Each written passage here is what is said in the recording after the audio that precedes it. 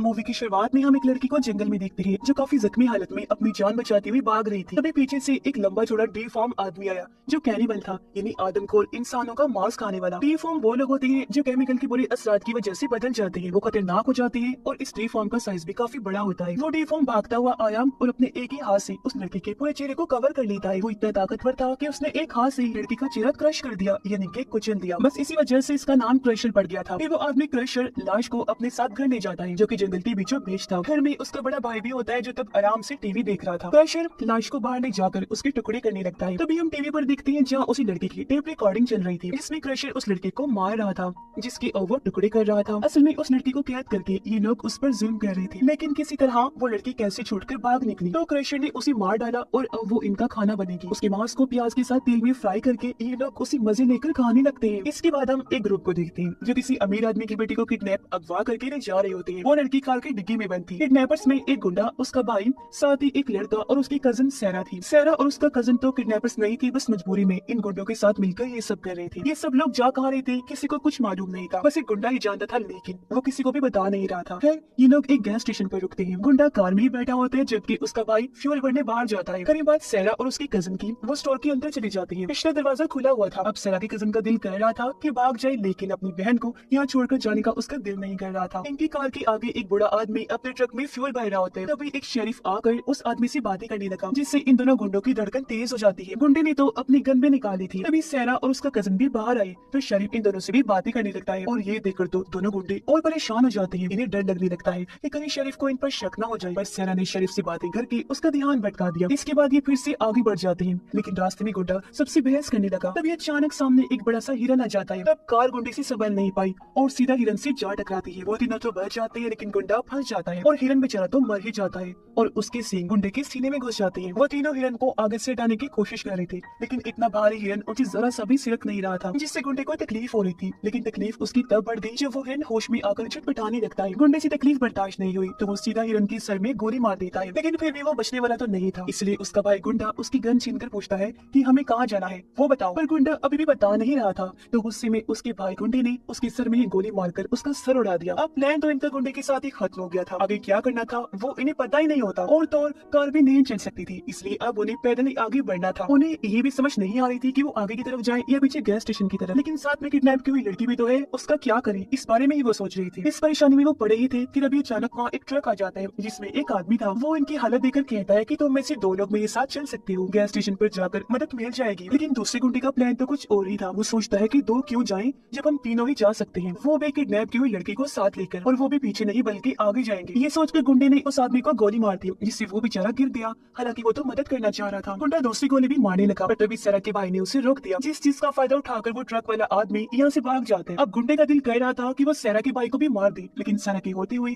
वो ऐसा नहीं कर सकता था। फिर अब उनके पास और कोई रास्ता नहीं था, इसलिए किडनैप की हुई लड़की को बाहर निकाल कर वो जंगल के रास्ते आगे बढ़ने लगते हैं। लेकिन क्रशर का भाई उन पर नजर रख रहा था। इंसानों को देखकर उसके मुंह में पानी आ गया। कई हफ्तों का खाना उसके सामने था जिसे वो गंवाना नहीं चाहता था। वो सीधा क्रशर को लेने घर पहुंच जाता है, जो कि उदास होकर बैठा हुआ था, क्योंकि वो कहता है कि मेरी नई दोस्त यानी जिसे उसने मार दिया था वो भी मुझे छोड़कर अपनी जान बचाकर भाग गई थी। उसका भाई कहता है कि नई दोस्त आ गई है, जल्दी चलो। तो वो भी हथकड़ियां बेड़ियों के तौर पर उठाकर चला जाता है। अब तभी ट्रक चलाते हुए उस आदमी की मौत हो गई थी जो उनकी मदद कर रहा था, क्योंकि उसे गोली लगी थी, काफी खून बह चुका था। उसकी गाड़ी जैसी साइड पे जाकर रुकी तो बूढ़ा आदमी उसे देख लेता है और फौरन यहाँ शेरिफ को बुला लेता है। ये देखकर शेरिफ को पता चलता है कि मामला तो सीरियस है, क्योंकि उसे गोली लगी थी। तभी रेडियो पर खबर आती है कि 4 किडनैपर्स एक लड़की को किडनैप करके भाग रहे हैं। तब उन चारों की कारकिर्दी को याद करते हुए शेरिफ को यकीन हो जाता है कि वही 4 लोग हैं जिन्हें उन्होंने सुबह देखा था। तब शेरिफ ने और पुलिस बुलाई, फिर वो खुद भी आगे बढ़ जाता है चेक करने के लिए। इस बीच सैरा का भाई उस किडनैप लड़की की पूरी देखभाल कर रहा था, जिसका नाम ऐश था, और उनके पीछे पीछे क्रशर भी चल रहा होता है। लेकिन गुंडा इस सबसे पक चुका था। उसका दिल कर रहा था कि मैं सैरा के भाई को भी मार दूं, पर उसकी गोली मारने से पहले किसी और ने गुंडे को गोली मार दी। और ये था क्रशर का भाई। उसकी आती सैरा नाटक शुरू कर देती है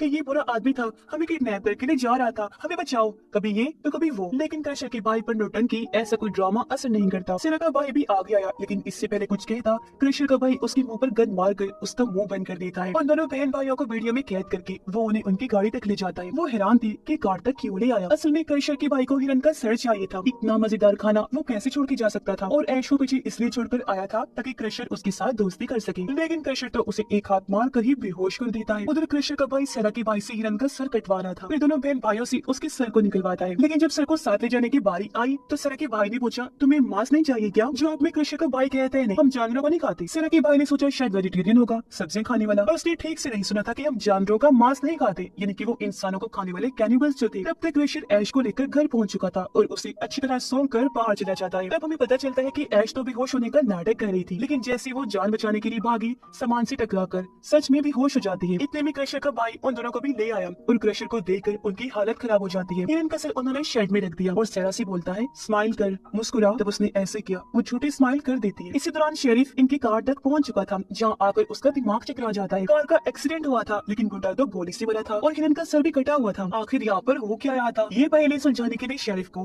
खून के निशानों का पीछा करना था, जो हिरन के सर से गिरता हुआ आगे की तरफ जा रहा होता है। इसका पीछे करते हुए ये भी घर तक अब पहुंच जाएगा। उधर सैरा क्रशर के भाई के सामने एक डील रखती है, ये लड़की को किडनैप करके हमें ढेर सारा पैसा मिलने वाला है, आधा तुम रख लेना, बस हमें जाने दो। लेकिन क्रशर के भाई के लिए पैसा कोई मायने नहीं रखता। वो सैरा को लीमू पानी पीने को देता है, पर सैरा पीने से मना कर देती है कि मैं अजनबियों से ड्रिंक्स नहीं लेती। तो क्रशर का भाई अपनी गलती मान लेता है और हाथ मिलाने के लिए हाथ आगे बढ़ाता है। सैरा को लगता है कि अब आया ना लाइन पर, इनसे इसी जुबान में बात करनी चाहिए, लेकिन हाथ मिलाते मिलाते क्रशर का भाई उसका हाथ खींचकर उसका मुंह टेबल पर मारता है और वो देखती ही रह जाती है। सैरा को डर था कि नींबू पानी के अंदर जहर होगा, लेकिन फिर वो सोचती है कि अगर इसने मुझे मारना ही होता तो जंगल में ही मार देता। तो वो पीने के लिए तैयार हो गई, लेकिन वो कहती है कि तुम भी उन लोगों जैसी हो जैसे लोग मैसे करने होते हैं, कत्ल सरेआम करने वाली। तो क्रशर का भाई बोलता है कि मैसे कर नहीं है, कत्ल में तो टाइम लगता है और इतनी बेरहमी से नहीं मारा जाता, लेकिन हमारे केस में सब स्लैशर है, यानी पूरी तरह तड़पा तड़पा कर मारना। हम तो एक हाथ से चेहरे को क्रश कर देते हैं, फिर उन्हें पकाकर मजे से खाते हैं। क्रशर के भाई ने उस पर गन तान दी, जिसके बाद वो बिना बोली सारा नींबू पानी पी जाती है। फिर गन को साइड में रखती क्रशर का भाई थोड़ा काम में मसरूफ हो जाता है, तो सैरा गन उठाकर उस पर गोली चला देती है, लेकिन गन तो खाली थी। यहाँ पर सैरा को पता चलता है कि नींबू पानी में जहर तो नहीं था, लेकिन बेहोशी की दवा थी। उसके बेहोश होते ही क्रशर का भाई ऐश के पास पहुंच जाता है, जिसे चेयर पर बांधा हुआ था उस पर जुल्म करने के लिए। वो अभी भी बेहोश होने का नाटक कर रही थी, तो क्रशर के भाई ने उसका लॉक तोड़कर कपड़ा उसके मुंह से हटाया और अब हम उसका चेहरा पहली बार देख पाते हैं। इस बीच क्रशर एक ही हाथ मारकर सैरा के भाई को भी बेहोश कर देता है। उसका भाई क्रशर को कहता है कि ऐश को शेड में ले जाकर बंद कर दे। तब क्रशर उसी तरह ऐश को बंद कर देता है, फिर वो सैरा को बाहर लटका देता है ताकि वो इसे काट सके। ऐश वाला बैग उसके मुंह पर डाल देता है। ये सब कुछ रिकॉर्ड करने लगा ताकि बाद में सारा नजारा देखकर वो मजे ले सके। इस बीच क्रशर सैरा के भाई को अंदर ले जाकर चेयर पर बांध देता है। क्रशर का भाई सैरा को होश में लाया और फिर कैमरा के सामने उसे चीरने लगता है। उसके चीख सुनकर ऐश सोचती है क्यों ना हिरन की सींग से मैं अपने हाथों की रस्सी काट लूं। क्रशर का भाई सैरा को थोड़ा सा काट कर अपना कैमरा लेकर उसके भाई के पास आया। सैरा का भाई पूछता है कि सैरा कहाँ है, तो क्रशर का भाई कहते हैं लटकी हुई है बाहर। इसी दौरान ऐश ने हाथों की रस्सी काट ली और फिर पैर की बेड़ियों से भी वो आजाद हो जाती है। अंदर क्रशर के भाई ने भी सैरा के भाई पर जुल्म करना शुरू कर दिया था। वो उसके जिस्म के हिस्से पर कट्स लगाने लगता है। ऐश के पास दो ऑप्शंस थे, या तो वो भाग जाए या फिर कुछ करे, लेकिन उसने भागकर कुछ नहीं किया। वो अंदर आ जाती है, एक शॉट गन उठाती है, उसमें गोलियां भरती है और 2 गोलियां अपनी जेब में डाल देती है। क्रशर का भाई सैरा के भाई के जख्मों को लाइटर से जला रहा था ताकि उसका खून न बहे। तब ऐश अंदर आती है और आती पहले क्रशर को गोली मारती है, फिर वो क्रशर के भाई को गन पॉइंट पर लेकर सैरा के भाई को आजाद करवाती है। फिर उसने सैरा के भाई के हाथों क्रशर के भाई को बेड़ियों में कैद करवा दिया, जिसके बाद वो तीनों को लेकर बाहर आ जाती है। क्रशर के भाई को वो इसलिए नहीं मार रही थी क्योंकि वो इन्हें रोड तक पहुंचाएगा। सैरा के भाई ने उसे नीचे उतारा और देखा कि वो भी जिंदा है। उसने सैरा को कपड़े पहनाए और फिर वो चलती है क्रशर के भाई के पीछे। हालांकि चलने में दोनों को तकलीफ हो रही थी, लेकिन चलना मजबूरी थी। ऐश ने तीनों पर गन तानी हुई थी क्योंकि ये दोनों इसके दोस्त तो नहीं थे, ये तो इसके किडनैपर्स थे। तीनों इसके लिए बराबर थे, लेकिन बड़ा खतरा था क्रशर के भाई का। चलते चलते क्रशर के भाई ने सैरा के भाई को पकड़ लिया। सैरा का भाई ऐश को गोली चलाने को कह रहा था, पर जब उसने नहीं चलाई तो क्रशर के भाई ने उसकी गर्दन तोड़कर सैरा के भाई को जान से मार दिया। ऐश अब भी गोली नहीं चला रही थी। अब सैरा ने ऐश के हाथ से गन छीन ली और सीधा क्रशर के भाई पर गोली चला दी। अब क्योंकि गन सैरा के हाथ में आ गई थी, ऐश फिर से गुलाम बन गई थी। उसने ऐश को गन पॉइंट पर लिया हुआ था, तब किसी ने गोली मारकर सैरा का ही सर उड़ा दिया और वो था शेरिफ। शेरिफ को लगा कि सैरा ऐश को मार देगी, इसलिए उसने उसे मार दिया। शेरिफ ऐश से थोड़ी पूछताछ करता है, फिर उसे कहता है कि मुझे उनके घर तक ले चलो, पूरे मामले की जड़ तक जाऊंगा, तभी यहाँ से जाऊंगा। पर घर आकर उन्होंने देखा कि क्रशर तो वहाँ पर है ही नहीं। ऐश को पता लग चुका था कि अब तो हम गए जान से। वो भागना चाहती थी तो शेरिफ ने उसी हथकड़ी लगाकर